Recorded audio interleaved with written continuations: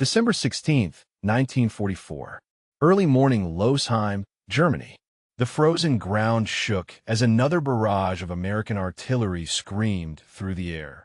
But this morning felt different, terrifyingly different.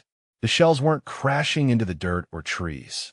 They were exploding in midair right above the advancing German troops, raining down deadly steel fragments that no trench or foxhole could shield against. For the men of the 352nd Volksgrenadier Division, attacking the 42nd Cavalry Squadron's positions, it was a nightmare they couldn't make sense of. Many of them had survived years of brutal fighting on the Eastern Front, but nothing had prepared them for this. The familiar rhythm of artillery, the expected impact zones, the safe pockets, the value of digging in, none of it mattered anymore. This was death falling from the sky with terrifying precision. At that moment, Colonel Marcus James Patterson of the 58th Artillery Group had just made one of the boldest and most unauthorized calls of the entire Battle of the Bulge.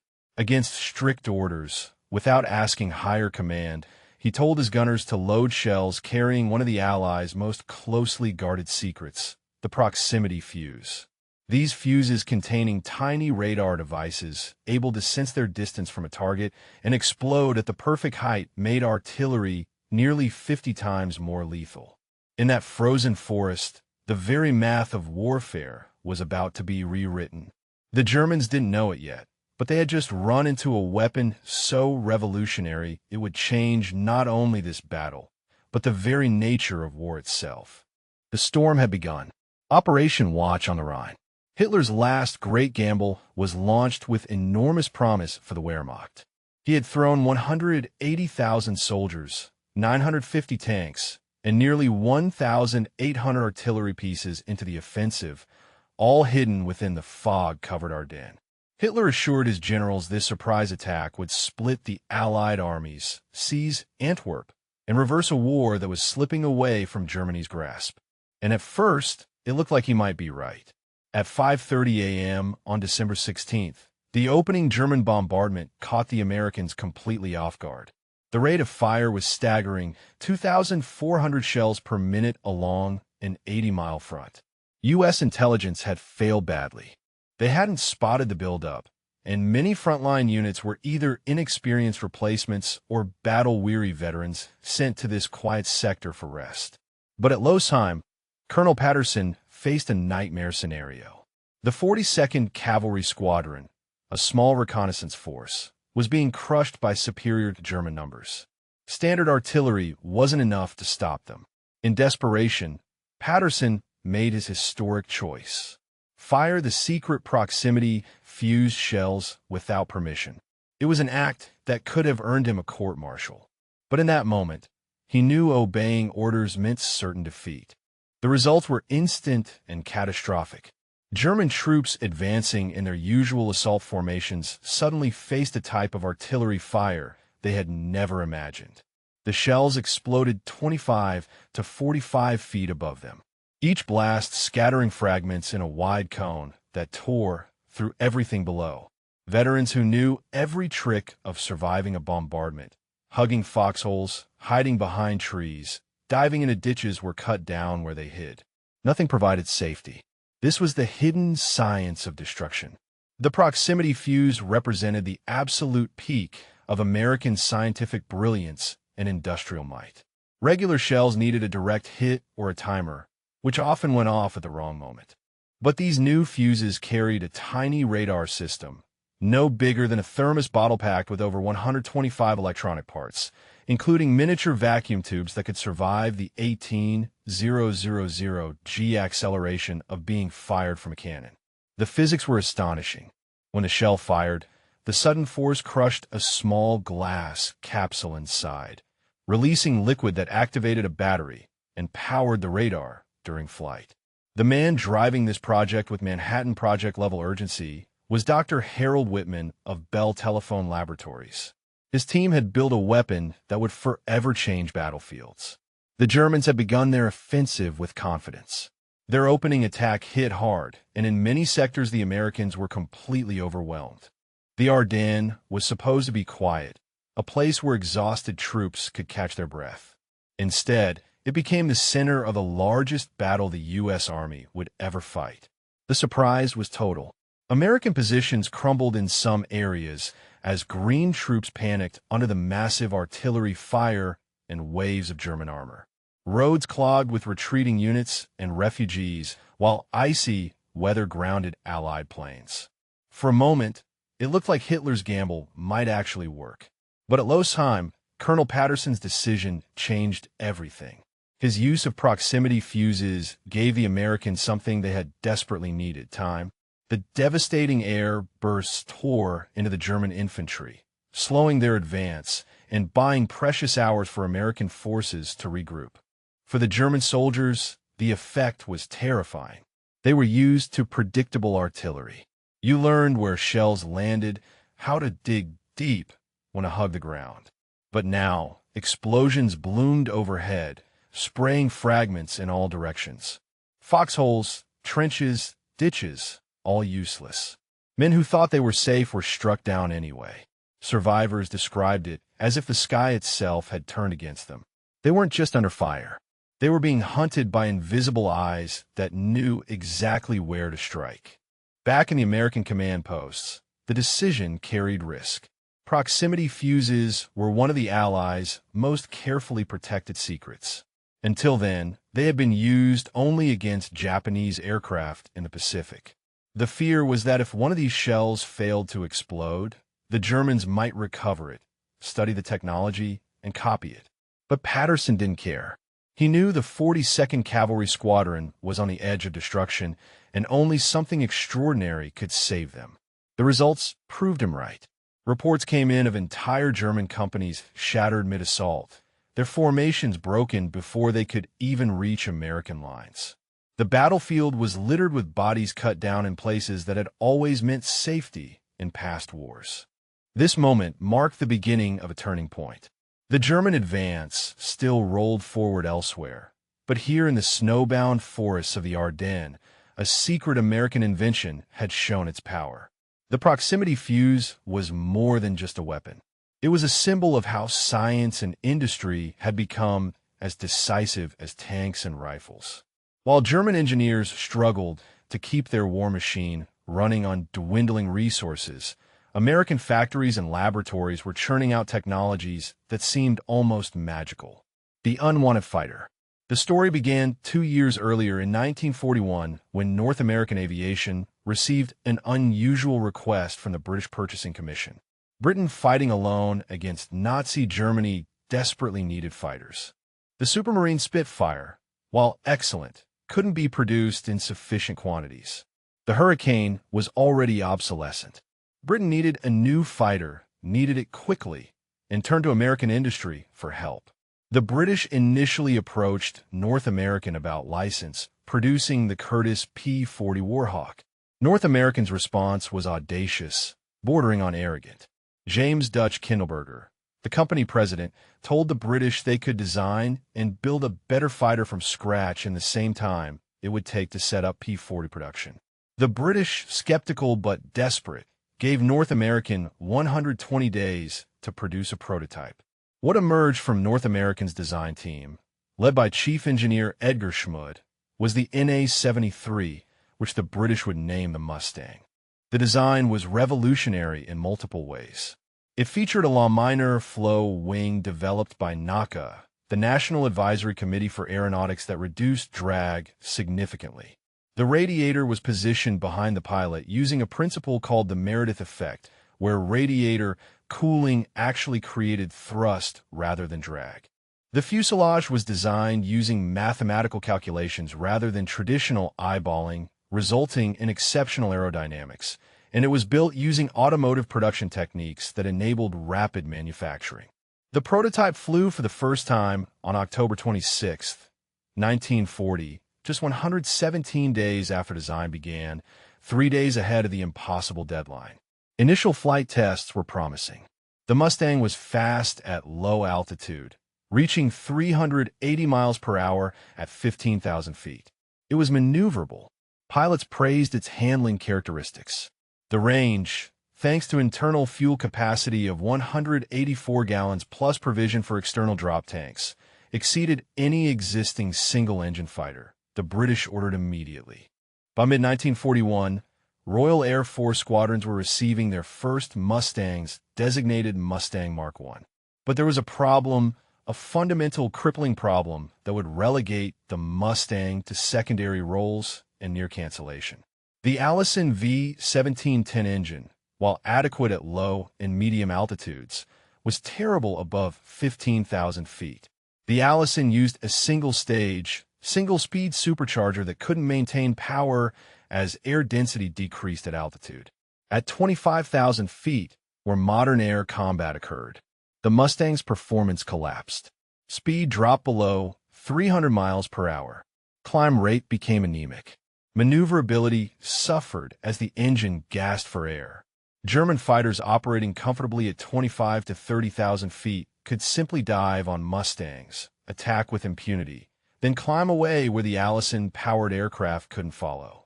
The RAF, recognizing these limitations, relegated Mustangs to low-altitude, tactical reconnaissance, and ground attack roles where the Allison performed adequately. The U.S. Army Air Forces tested the Mustang and reached similar conclusions. While acknowledging the aircraft's excellent low-altitude performance and range, they rejected it as unsuitable for high-altitude air superiority missions. The official evaluation stated, the NA-73 demonstrates exceptional characteristics below 15,000 feet. However, performance degradation above this altitude renders the aircraft unsuitable for escort or interceptor roles against modern European fighters operating at 25,000 feet and above. Recommend limited procurement for ground attack and tactical reconnaissance only. By mid-1942, the Mustang appeared destined for historical footnote status, a promising design crippled by inadequate engine performance, useful for secondary missions, but unable to fulfill the critical need for long-range escort fighters. North American continued production for British and limited American orders. But the company's future seemed to lie with other designs like the B-25 Mitchell bomber.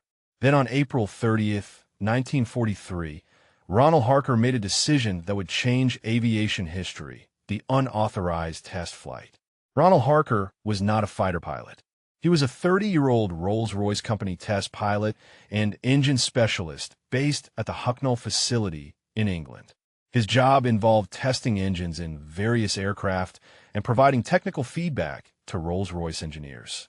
He had no authority to evaluate American fighters, make recommendations about their deployment, or suggest modifications to foreign military aircraft. On April 30th, Harker visited Royal Air Force Duxford to observe Mustang Mark I's operating in their tactical reconnaissance role. The squadron commander, discussing the aircraft's limitations, mentioned offhandedly that the Mustang was brilliant below 15,000 feet, useless above. He offered Harker a chance to fly one, probably expecting the test pilot to confirm what everyone already knew. Harker climbed into the Mustang's cockpit and conducted what should have been a routine familiarization flight. But as he put the aircraft through its paces, something clicked. The airframe was exceptional. The aerodynamics were superb. The handling was beautiful. Everything was right except the engine. And Harker, being a Rolls-Royce engine specialist, immediately understood what that meant. Harker knew the Rolls-Royce Merlin engine intimately. The Merlin, powering Spitfires, Hurricanes, Mosquitoes, and Lancasters, was Britain's most successful aero engine. It featured a two-stage, two-speed supercharger that maintained power output to 30,000 feet and beyond. While the Allison gasped at 25,000 feet, the Merlin was just getting started. The Merlin produced approximately 1420 horsepower at 25,000 feet, compared to the Allison's barely 1,000 horsepower at the same altitude. As Harker flew the Mustang back to Duxford, a radical idea formed. What if you married the Mustang's exceptional airframe to the Merlin's high-altitude performance? The combination could produce a fighter with low-altitude speed and range plus high-altitude performance. It would be the best of both worlds. After landing, Harker committed his act of insubordination without authorization from Rolls-Royce management, without approval from RAF command, without permission from American authorities. He wrote a detailed report recommending that the Mustang be re-engineered with the Rolls-Royce Merlin. His report, dated May 3, 1943, stated, "The Mustang airframe is superior to any fighter currently in production. Its only limitation is the Allison engine's altitude performance. Installation of the Merlin engine would create an aircraft combining the Mustang's range and handling with the Merlin's high-altitude power. The resulting fighter would exceed the performance of any aircraft currently operational. I strongly recommend immediate testing of this configuration." The report went to Air Vice Marshal Sir Wilfrid Freeman, who recognized its potential immediately. Freeman had the authority to act, but faced a diplomatic problem. The Americans had tested the Mustang and rejected it, suggesting they'd made a mistake, risked defending allies, and Freeman had no jurisdiction over American aircraft procurement. But Freeman understood that winning the war mattered more than diplomatic niceties. He forwarded Harker's report to the Ministry of Aircraft Production with a note. "This may be the most important recommendation to cross my desk this year. We should pursue it regardless of diplomatic complications."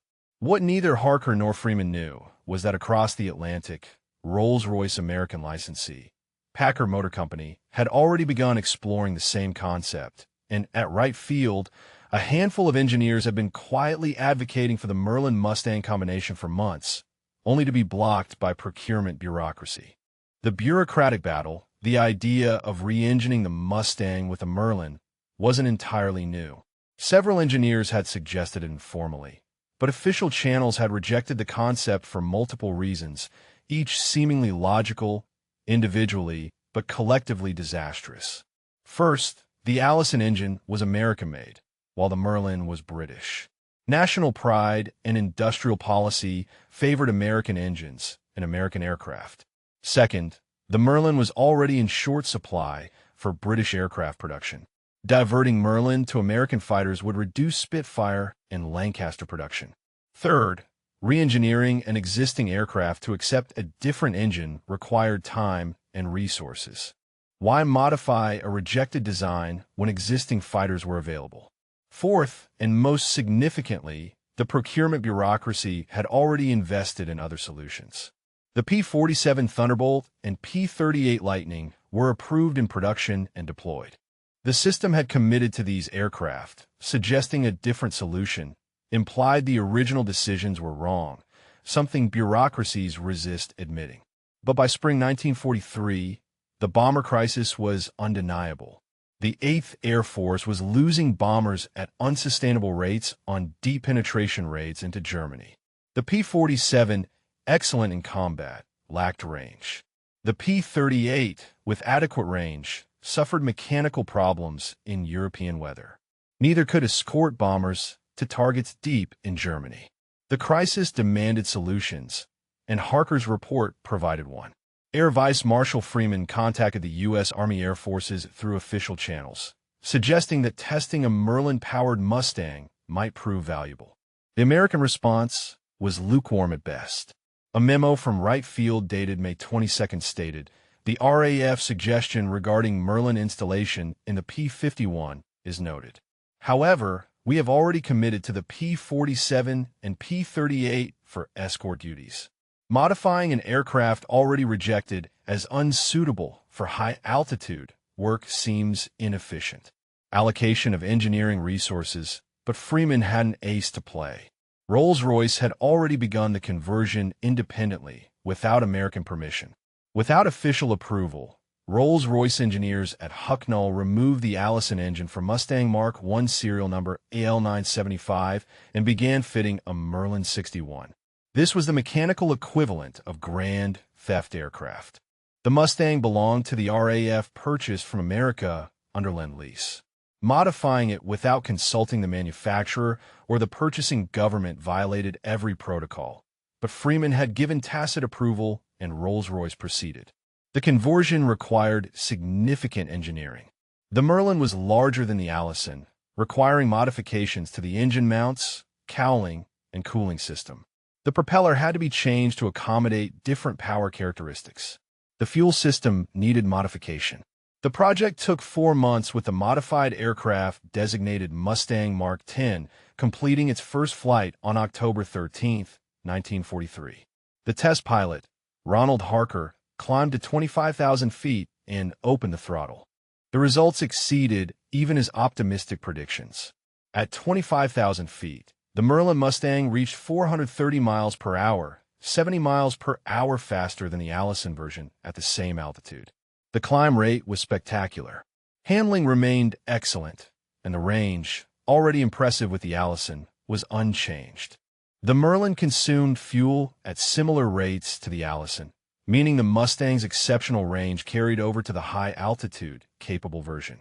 Harker's flight test report dated October 15 stated simply, "The Merlin Mustang is the finest fighter aircraft I have ever flown at any altitude. Performance exceeds the Spitfire Mark IX above 20,000 feet, while maintaining range advantage of over 200%. This aircraft should be put into production immediately." Within days, RAF pilots were testing the Merlin Mustang and confirming Harker's assessment. Squadron leader Michael Robinson, a combat veteran with 12 kills, wrote, "I have flown Spitfires, Hurricanes, and Thunderbolts in combat. The Merlin Mustang is superior to all of them above 15,000 feet and equal below. Most importantly, its range is triple the Spitfire. This is the bomber escort fighter we've been waiting for." Before we continue with how this illegal modification transformed the air war over Europe, if you're finding this story of unauthorized innovation and bureaucratic rebellion fascinating, please take a moment to subscribe to our channel and hit that notification bell. We bring you detailed, well-researched military history that reveals the human decisions behind technological breakthroughs. Your subscription helps us continue producing these in-depth documentaries. Now, let's see what happened when the Americans finally accepted what one mechanic's unauthorized test flight had proven. The American Awakening. The British test results couldn't be ignored. By November 1943, data from the Merlin Mustang was reaching American commanders who understood its implications. General Henry Hap Arnold, commanding the Army Air Forces, saw performance reports that exceeded any existing American fighter. Range of over 2,000 miles with drop tanks, speed of 440 miles per hour at 25,000 feet, service ceiling of 41,000 feet. These weren't projections. This was tested performance from a flying aircraft. Arnold's response was immediate. On November 8th, he sent a directive to North American Aviation: convert 2 P-51s to Merlin configuration immediately, conduct full performance testing, report results directly to my office. But North American was already ahead of him. While Rolls-Royce had been conducting its unauthorized conversion in England, North American engineers had been working with Packard, the American licensee, building Merlins under contract for British aircraft. Edgar Schmud, the Mustang's chief designer, had understood from the beginning that the Allison was compromised. He designed the aircraft with sufficient internal volume to accommodate different engines, anticipating that improvements might be needed. When Packard approached North American in summer 1943 with samples of their Merlin production, Schmud immediately began design work on the conversion. The Packard Merlin V1650 built under license from Rolls-Royce was effectively identical to the British version, but manufactured to American standards with American tooling. Packard was already producing thousands for export to Britain. Using Packard Merlin in American aircraft avoided the supply problem that had initially blocked the conversion. North American completed 2 prototype conversions designated NA-102 and NA-103 in November 1943. The company test pilot Robert Chilton flew the first American-built Merlin Mustang on November 30th. His report confirmed British results. The aircraft was exceptional at all altitudes with performance exceeding any American fighter in service or development. Wright Field received the prototypes in early December for official testing. The engineers who'd previously rejected the Mustang as unsuitable now faced data they couldn't dismiss. At 25,000 feet, the Merlin Mustang was 40 miles per hour faster than the P-47 Thunderbolt and 55 miles per hour faster than the P-38 Lightning. It could outclimb both aircraft at all altitudes above 15,000 feet. And its range, even before considering drop tanks, was 850 miles compared to the P-47's 475 and the P-38's 525. The combat radius, the critical measure for escort missions, told the story most dramatically. The P-47 could escort bombers approximately 250 miles into Germany, enough to reach the Ruhr, but not Berlin. The P-38 could reach 300 miles. The Merlin Mustang, designated P-51B, could reach 650 miles with internal fuel alone. And with two drop tanks carrying 75 gallons each, the combat radius extended to 800 miles. Berlin was 550 miles from England. The P-51B could escort bombers all the way to Berlin and back with fuel to spare for combat. General Arnold ordered immediate full-scale production on December 20th, 1943. Every available P-51 airframe would receive the Merlin engine. Allison engine production would cease, and production would be expanded dramatically. North American's Englewood, California plant would build P-51Bs. A new factory in Dallas, Texas would build an identical version designated P-51C. By spring 1944, production would exceed 400 aircraft monthly. The game changer arrives. The first P-51B Mustangs reached England in December 1943.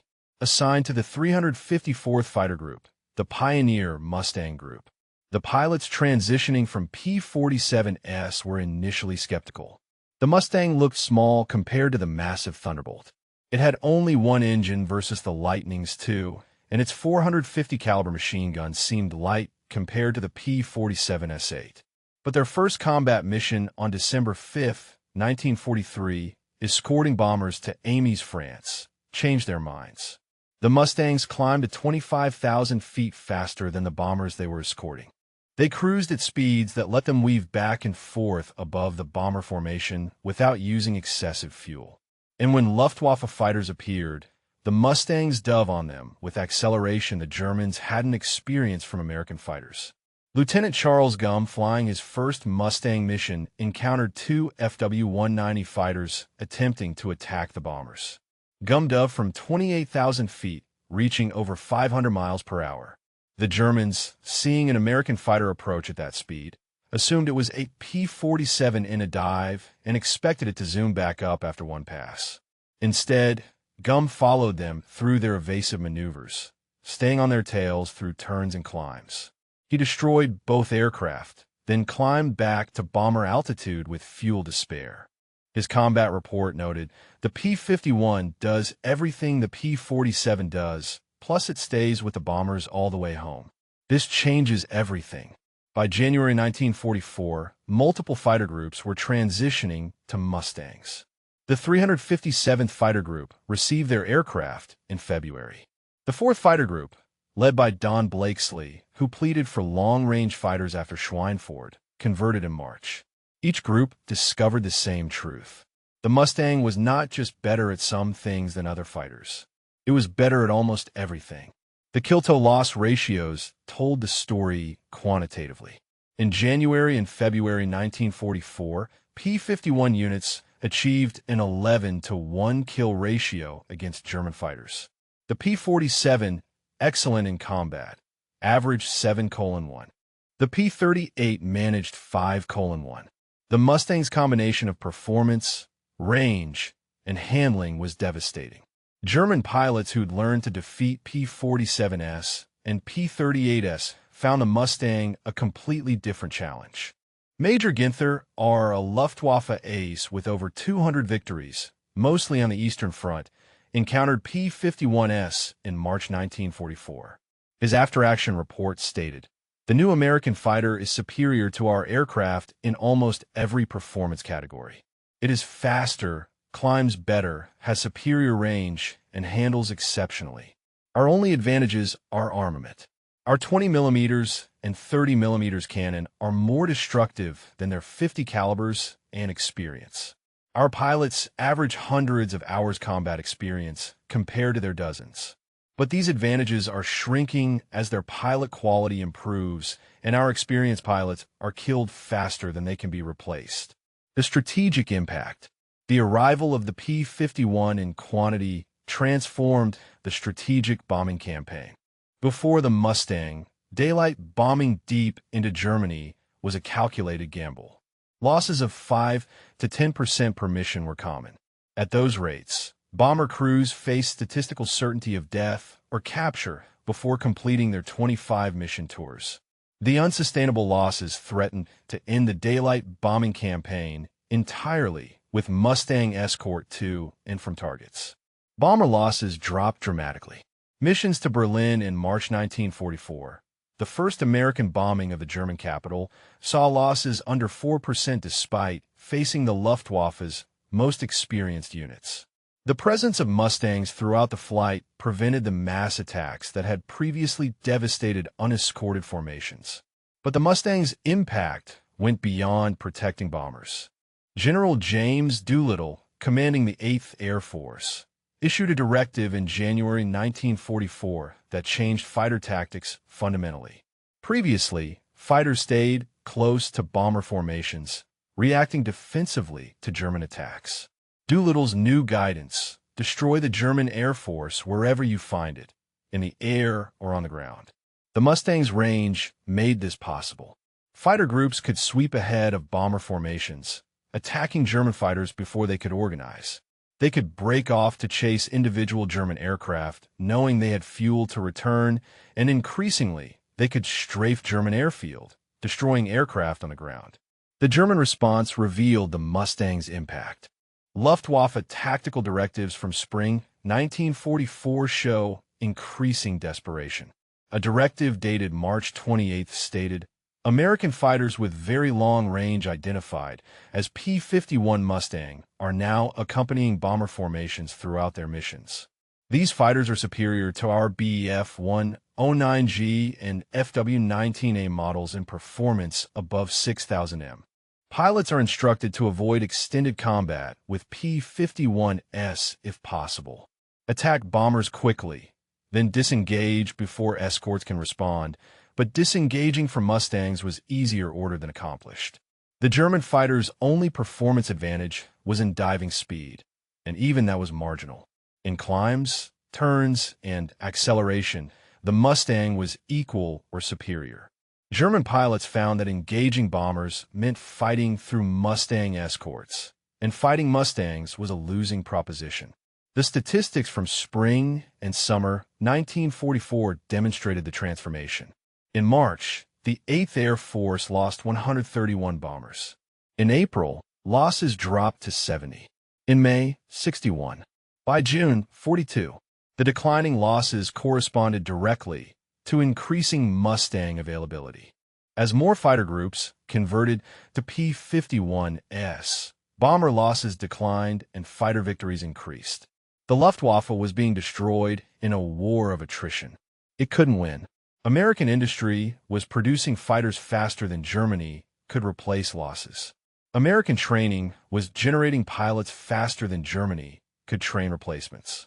And the quality gap was narrowing as American pilots gained experience while German veteran pilots died. The D-Day invasion in June 1944 saw Allied air superiority so complete that German fighters were almost absent. The Luftwaffe managed only 319 sorties on June 6. Compared to over 14,000 Allied sorties, Mustangs patrolling at altitude ensured German fighters never reached the beaches in strength. By late summer 1944, Luftwaffe Day, fighter forces were effectively broken. They still existed, still flew sorties, still occasionally achieved tactical successes, but strategically they'd lost. They couldn't defend German cities from daylight bombing. They couldn't support ground forces facing Allied advances, and they couldn't replace losses at rates necessary to remain effective.